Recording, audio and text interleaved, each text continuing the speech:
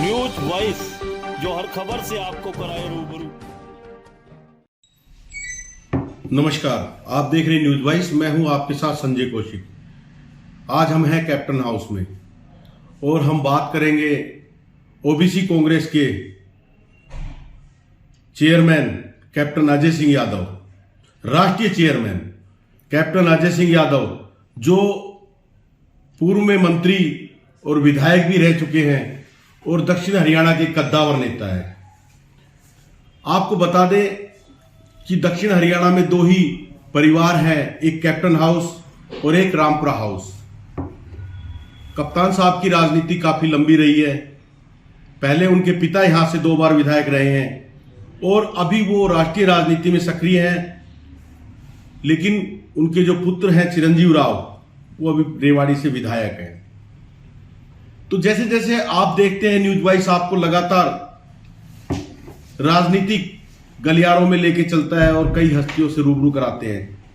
तो आज हम कैप्टन अजय सिंह यादव से राजनीति के बारे में और प्रदेश के बारे में और देश के बारे में चर्चा करेंगे। तो हमारे साथ है कैप्टन अजय सिंह यादव। कप्तान साहब, सबसे पहले तो न्यूज वाइस पे आपका स्वागत है। धन्यवाद। कप्तान साहब, अभी हम बात करें, आप राष्ट्रीय राजनीति में हैं, लेकिन बात हम हरियाणा की करें तो हरियाणा में अभी एक मामला बड़ा जोर शोर से उठा हुआ है, भ्रष्टाचार का स्कैम, 100 करोड़ 150 करोड़। आपको क्या लगता है, क्या है ये पूरा मामला, क्योंकि सरकार खुद ही इसको सामने लेके आई है? देखिए, ये जो मामला है ये सहकारिता जो मंत्री जी हैं उनके विभाग का है और बनवारी लाल जी से इस्तीफा लेके, और अगर वो दोषी नहीं पाए जाते हैं तो उनको दोबारा से मंत्री बना सकते हैं। लेकिन जो है ये मुद्दा जो है बहुत गरमाया हुआ है और जहाँ कहीं भी जब मैं जाता हूँ तो लोग करते हैं जी 100 करोड़ की बात के बारे में ये प्रश्न उठाते हैं। मोदी जी कहते हैं कि भाई 0 टॉलरेंस की बात करते हैं। तो मेरा ये मानना है कि सरकार को इस मामले में गहन जांच करके और छानबीन करके जो भी दोषी हैं उनके खिलाफ कार्रवाई करनी चाहिए। लेकिन कप्तान साहब, अगर आपने अभी बात की 0 टॉलरेंस की, तो सरकार कहीं ना कहीं जो सरकार की नीति है, अगर सरकार की नीति नहीं होती तो सरकार अपने ही जो है, सरकार अपने मंत्री के या अपने अधिकारियों के खिलाफ इस तरह से मामला उजागर नहीं करती। जांच की गई तभी तो मामला उजागर गया था, क्योंकि इसमें गिरफ्तारियां भी हो चुकी थी। वो भी जो है परवीन राव है, उन्होंने 2022 में इसकी कंप्लेंट की थी और इसमें गिरफ्तारियां भी हो चुकी थी और अभी जमानत भी हुई है। काफी अधिकारी जो है गिरफ्तार हुए हैं, उन पे कार्रवाई भी हुई है। लेकिन ये जो है प्रेस कॉन्फ्रेंस अब की गई है। मैं भी तो कह रहा हूँ 2 साल में जब चुनाव नजदीक आ रहे हैं तो अपनी छवि को अच्छी दिखाने के लिए सरकार ने ये सख्त कदम उठाया है। ये पहले 2 साल पहले उठा लेना चाहिए। तो आपको क्या लगता है कप्तान साहब कि आप भी मंत्री रहे हैं और आपके पास बहुत सारे महकमे रहे हैं, आपको क्या लगता है कि जिस तरह डॉक्टर साहब कह रहे हैं कि मुझे इस बारे में जानकारी नहीं थी, अभी जानकारी हुई है, और आपको लगता नहीं है कि एक जो मंत्री है उसके बिना जानकारी में इतना सारा घपला घोटाला होता रहे और उनको पता ही ना हो? देखो, 100 करोड़ का मामला है, कोई 1-2 लाख रुपए का मामला थोड़ी ना। तो ये बड़ा सुनियोजित तरीके से ये मामला हुआ है और इनके ही गृह क्षेत्र में हुआ है, इनके लगाए हुए अधिकारी हैं। तो कहीं ना कहीं इनकी जिम्मेवारी बनती है कि अपने आप को पाक साफ करें अपने आप को, क्योंकि जब कीचड़ में कोई पत्थर डालता है तो कीचड़ तो गिरती है ना। तो आज उनकी जो है ऊपर जो ये कीचड़ गिरी है उसको साफ करना भी इनका ही काम है। कप्तान साहब, अभी जो है लोकसभा चुनाव भी नजदीक है और आप भी कहीं ना कहीं लोकसभा की तैयारी कर रहे होंगे गुड़गांव लोकसभा सीट से। तो आपको क्या लगता है इस बार क्या समीकरण रहेंगे, क्योंकि पिछली बार 10 की 10 सीट कांग्रेस हार गई थी, इस बार आपको क्या लगता है? देखिए, पहले तो मैं आपको बताऊंगा, करीबन 1.5 लाख नेवी और आर्मी और एयरफोर्स के जो हमारे नौजवान नवयुवक हैं वो जंतर मंतर पे उनके प्रतिनिधि धरना पे बैठे हैं। उनका सिलेक्शन हो गया था, मेडिकल होना बाकी था और उन्हें ज्वाइन करना था। उनकी जो है वो रिक्रूटमेंट रद्द कर दी और अग्निवीर योजना लेके आ गए। जिसमें मात्र केवल 4 साल की नौकरी है, तो सरकार जो है क्यों नहीं उनको ज्वाइन करवाया? इतना समय बर्बाद हुआ, एडवर्टाइजमेंट दी, उन्होंने इतनी मेहनत करी, लगन से काम किया, सिलेक्शन हुआ उनका, आज वो धरना पे बैठे हैं। दूसरी बात, भ्रष्टाचार की बात करते हैं। अभी ये बीमा कंपनी जो थी यहाँ की AIC, वो यहाँ किसानों से बीमे के पैसे ले लिए और दौड़ गए यहाँ से। प्रधानमंत्री जी कहते हैं कि मैं सबसे बड़ा OBC हूँ। OBC में छोटा बड़ा कौन होता है? आदमी को प्रधानमंत्री एक सेवक है, उनको ये नहीं कहना चाहिए सबसे बड़ा OBC मैं हूँ। फिर वो कहते हैं कि मेरी तो 2 ही बिरादरी है, अमीर और गरीब। जब तक जाति जनगणना नहीं करवाएंगे तो कैसे पता लगेगा कौन अमीर है कौन गरीब है? चाहे वो स्वर्ण जाति से आता है, चाहे वो पिछड़ा वर्ग से आता है, चाहे शेड्यूल कास्ट है, शेड्यूल ट्राइब से है, चाहे माइनॉरिटी से है।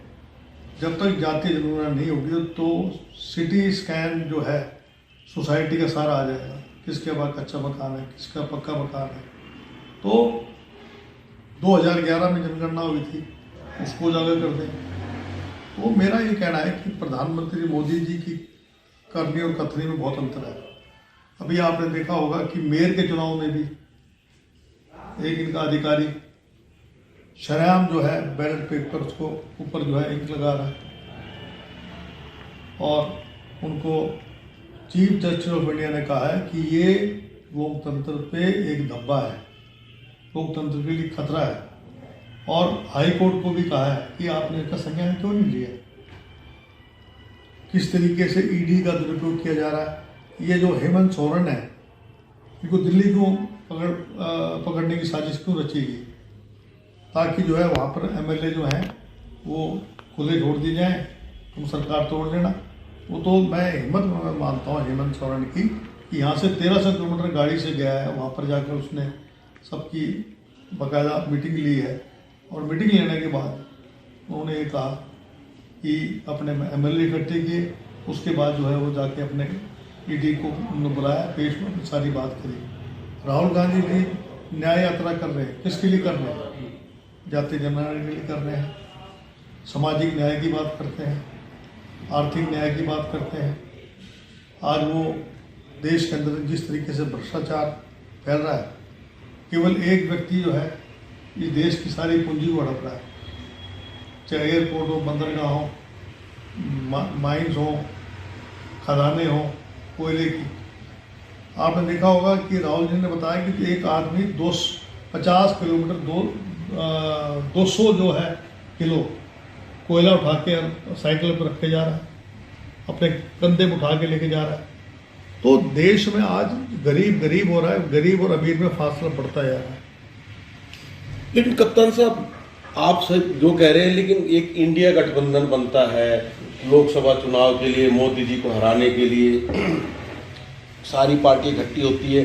लेकिन अभी आप देख रहे हैं कि राहुल जी बंगाल में जाते हैं तो वहाँ ममता बनर्जी उनका विरोध करती है, कांग्रेस पे लगातार हमलावर है वो अगर बिहार यूपी में जाते हैं तो अखिलेश जी को तो मतलब कहीं ना कहीं ऐसा क्यों लगता है कि कांग्रेस को कोई भी जो है सीट देने को तैयार नहीं है? ममता जी कह रही है कि हम 2 सीट देंगे। मतलब कांग्रेस एक नेशनल पार्टी है, लेकिन सारे जो स्थानीय दल है जो वो कांग्रेस को कहीं भी कुछ देने को तैयार नहीं है। तो इस गठबंधन का आधार क्या रह गया? नीतीश कुमार जी भी चले गए। इंडिया अलायंस बना था जिसमें ममता जी ने स्वयं ये कहा कि नीतीश कुमार जो है इसका संयोजक नहीं होगा। उनकी बात मानते हुए और वो बात टाल दी। नीतीश कुमार जी ने जो है 5वीं बार पलटी मारी है, जो लोकतंत्र के लिए एक धब्बा है। मतलब कि आप जानिए कि व्यक्ति एक दफ़ा पलट जाता है, 2 बार 5 बार पलटी मारी, 9 बार ले रहा है और ले रहा है, केवल अपनी गद्दी को सुरक्षित करने के रखने के लिए, केवल जो है भ्रम फैलाने के लिए जनता के बीच में। अब वहाँ पर 2 सीट तो हमारे ऑलरेडी है बंगाल में, अब हमें 2 सीट दे रहे हैं, इसलिए फिर तो हम अकेले चुनाव लड़ेंगे। अगर 2 ही सीट लेनी है फिर गठबंधन का मकसद क्या है? मकसद ये था कि सीटें ना बने, जहाँ तक यूपी का है, यूपी में अखिलेश जी ने आज बयान आ गया उनके, वो यात्रा करेंगे साथ और वो मुलाकात भी होगी है वहाँ पर जो है 14, 15, 16 के आसपास में बात बन रही है। तो ऐसा नहीं है कि हम बातचीत नहीं कर रहे। क्या है कि कुछ लोग ईडी के दबाव में कर रहे हैं काम। अब ये मायावती क्यों नहीं कर रही है? क्योंकि उसका भतीजा ईडी में फंसा हुआ है। ममता का जो भतीजा है वो भी ईडी के शिकंजे में है। तो सब कुछ कांग्रेस पर डालना नहीं चाहिए। कहीं कांग्रेस ही केवल जिम्मेवार है। कांग्रेस ने जो है हमारा डीएमके के साथ हमारा समझौता कितने सालों को पुराना है, आरजेडी के साथ हमारा कितना पुराना है, हमारा कम्युनिस्ट के साथ बंगाल में भी समझौता हुआ, अभी जो है केरला में भी कोशिश कर रहे हैं कि वहाँ हो जाए।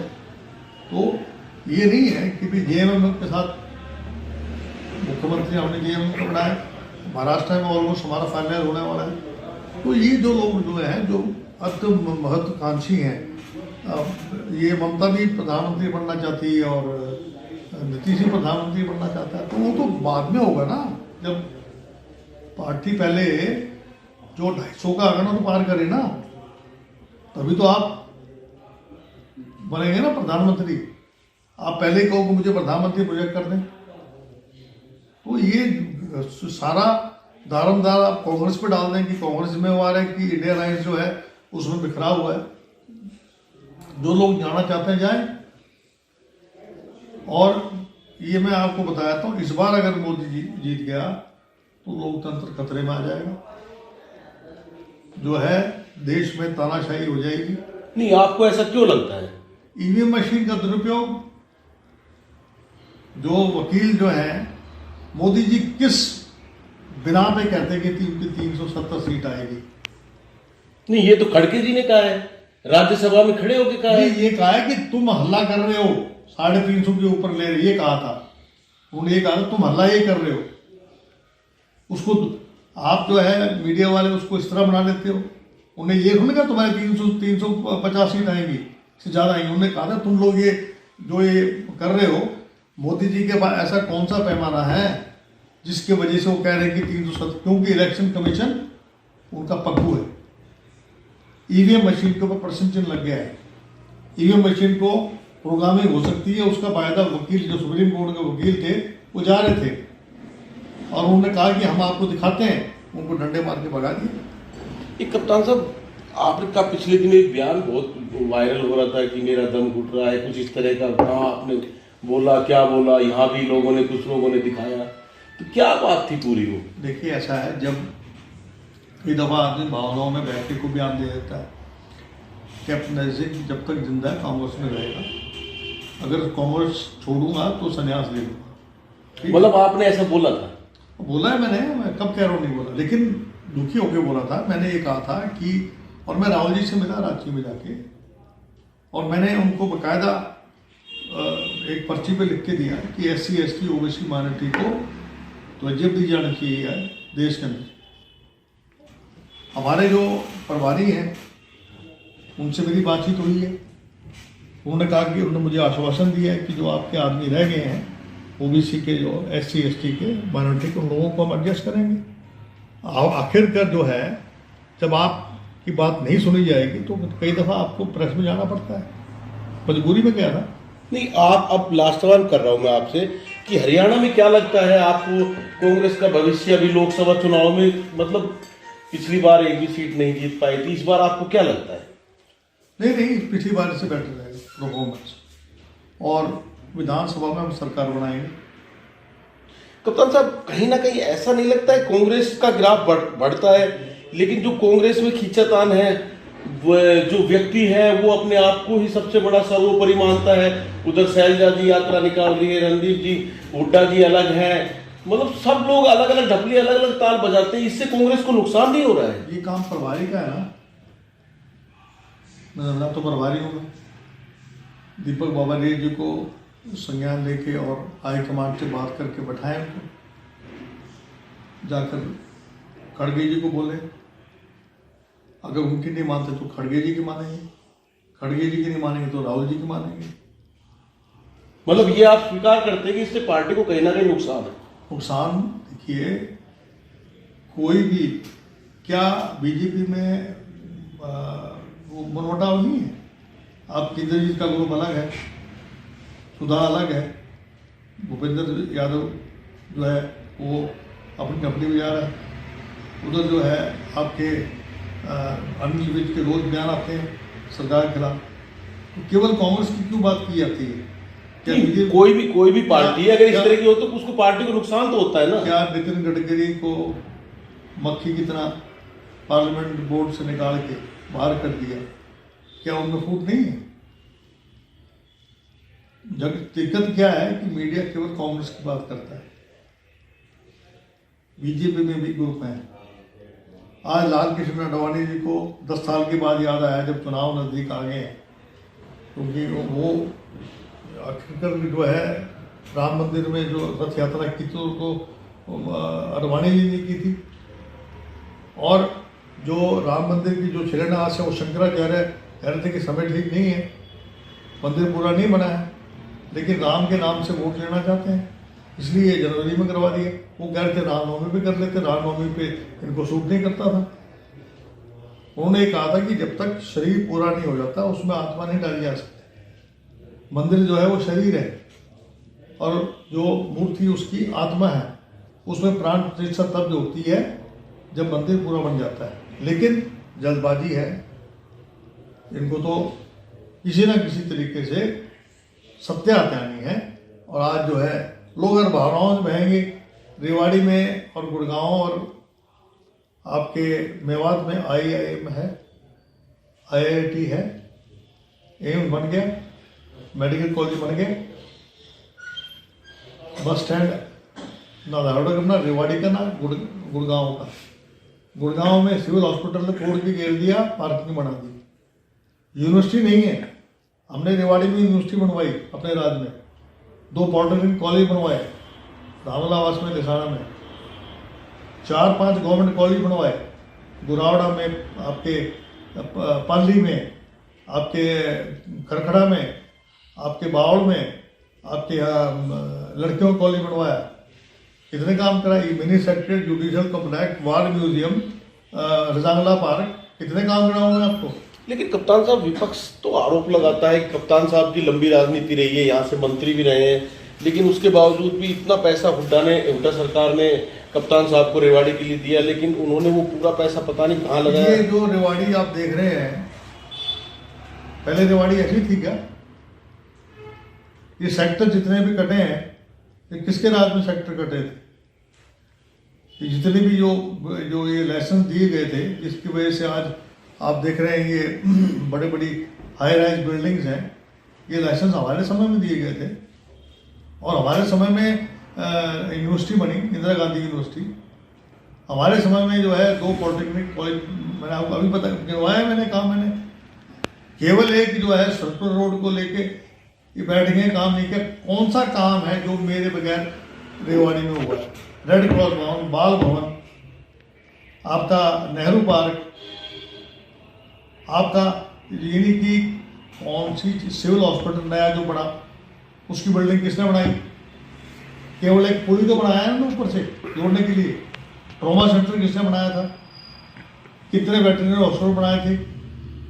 रेवाड़ी को अंदर ना सीवरेज था, ना यहाँ पर जो है पानी की व्यवस्था थी। काड़ा का स्कीम, आपकी लिसाना वाटर स्कीम, हर गांव में नहर का जाड़, हर गांव में कैनाल बेस स्कीम। आप टोटल अगर आप लगाएंगे, जो आंकड़ा जो बताया गया था वो पूरे जिले का बताया था। जो बात कही थी भूपेंद्र सिंह हुड्डा ने, 2500 करोड़ की जो बात कही थी, वो पूरे जिले की बात कही थी, केवल रेवाड़ी की बात नहीं कही थी। एक कप्तान साहब, आखिरी सवाल कि भूपेंद्र सिंह हुड्डा पे लगातार ईडी का शिकंजा कसता जा रहा है, आपको क्या लगता है? सब राजनीतिक से प्रेरित है, चाहे वो हेमंत जो सरना है, जो अपने असम के, उनके खिलाफ कार्रवाई क्यों नहीं हो रही? अजीत पवार के खिलाफ कार्रवाई क्यों नहीं हो रही? आपके नारायण राणे के खिलाफ कार्रवाई क्यों नहीं हो रही? कुलदीप बिश्नोई के खिलाफ कार्रवाई क्यों नहीं हो रही? कार्रवाई सब लालू प्रसाद जी के खिलाफ होगी, उनके परिवार के खिलाफ होगी, हेमंत सोरेन के खिलाफ होगी। नहीं, लालू के खिलाफ कार्रवाई तो कांग्रेस ने की थी शुरू। नहीं, उनके उनके समय की बात है जब प्रधानमंत्री जो है देवगौड़ा थे। और सुनिए आपके ये जो है कार्रवाई जो जितने भी इनके जो नेता हैं उनके खिलाफ कोई हमारे यहाँ लालू जी के अलावा अखिलेश के यहाँ उनको जो है ईडी का समन, केजरीवाल को ईडी का समन, यानी कि आप ईडी केवल जो है अपना स्टैलिन के खिलाफ, आपके गहलोत के खिलाफ, आपके जो हमारे सीएम थे बघेल छत्तीसगढ़ उनके खिलाफ, क्या इनकी पार्टी में कोई बेईमान नहीं है? सब ये दूध के धुले हुए हैं, गंगा नहाए हुए हैं। तो ईडी का दुरुपयोग किया जा रहा है केवल राजनीतिक फायदे के लिए। तो आपने देखा कैप्टन अजय सिंह यादव, उन्होंने कहा कि ईडी का पूरी तरह से सरकार दुरुपयोग कर रही है और सिर्फ एक राजनीतिक फायदा उठाने के लिए। उन्होंने प्रदेश की और देश की पूरी राजनीति पे बात की। उन्होंने हुड्डा पर हो रही ईडी की कार्रवाई को भी राजनीति से प्रेरित बताया और जितने विपक्ष के नेता हैं उन पर ईडी की कार्रवाई हो रही है। उनका कहना है कि क्या सत्ता पक्ष में कोई भी नेता बेईमान नहीं है, लेकिन या जो बीजेपी में चला जाता है वो दूध की तरह पाक साफ हो जाता है। उन्होंने बहुत सारे नाम गिनवाए जिनकी बीजेपी में एंट्री होते ही उन पर किसी तरह की कोई कार्रवाई नहीं हो रही है। इतना भी उन्होंने कहा कि हरियाणा में इस बार लोकसभा चुनाव में पिछले चुनावों से अच्छा रहेगा, लेकिन उन्होंने ये नहीं बताया कि हम कितनी सीटें जीत रहे हैं और अपने काम भी गिनवाए। विपक्ष के लगाए गए आरोपों का भी जवाब दिया कि 2500 करोड़ हुड्डा ने पूरे जिले के लिए दिए थे, ना कि रेवाड़ी के लिए।